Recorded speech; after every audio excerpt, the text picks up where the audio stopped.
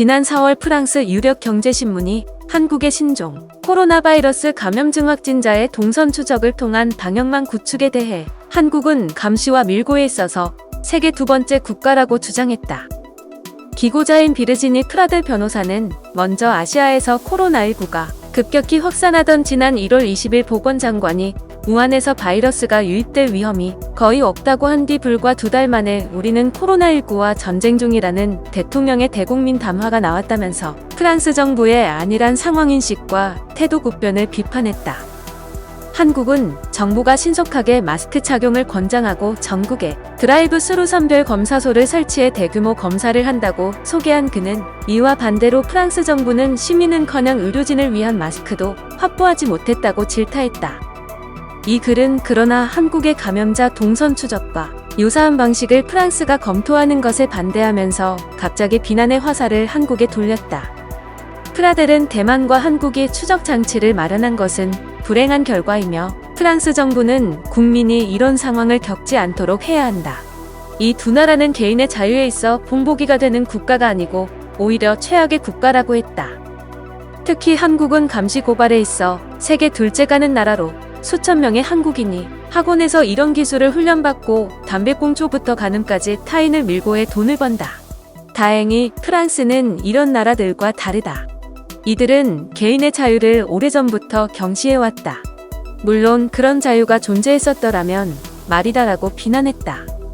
문제의 이 글 외에도 코로나19 사태 초기 프랑스에서는 한국의 감염자 동선 공개 등 모바일 정보를 이용한 방역이 인권 침해라는 비판이 많았던 것이 사실이다.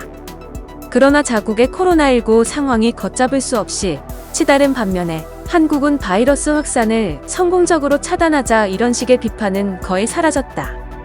지금은 반대로 프랑스 상원의 제1당인 공화당이 한국의 코로나 바이러스 감염증 대처를 모범 사례로 평가하고 프랑스도 한국에서 교훈을 얻어야 한다는 내용의 보고서를 내놨다.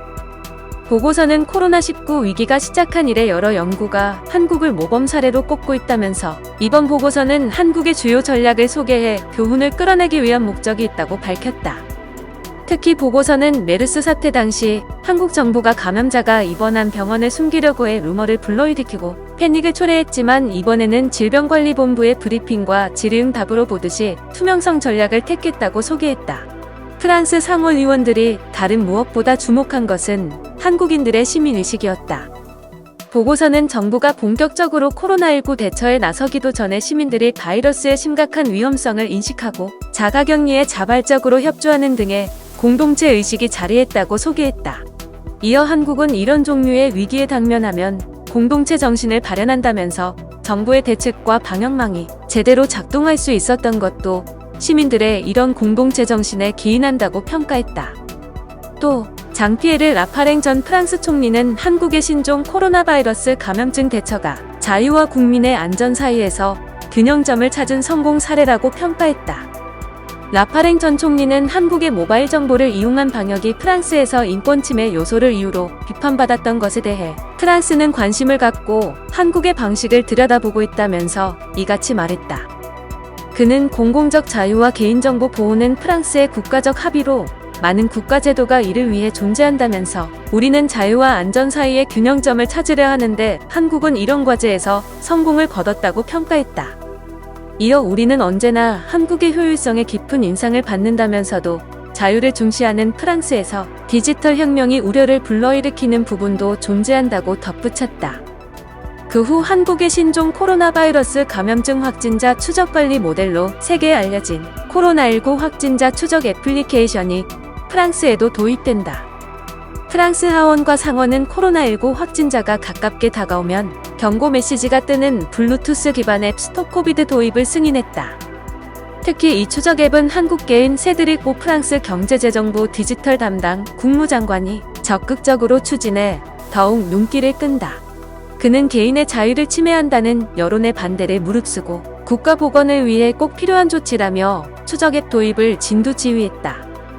이날 하원은 찬성 338표, 반대 215표의 압도적인 차이로 앱 도입 안건을 승인하고 상원으로 송부했다. 니콜 벨로베 법무장관은 하원 토론에 참석해 스톱 코비드는 시민들을 위한 도구일 뿐 자유를 침해하지 않는다며 찬성 의사를 밝히기도 했다. 자정께 열린 상원 표결에서도 안건은 찬성 189표, 반대 129표로 무사히 통과됐다.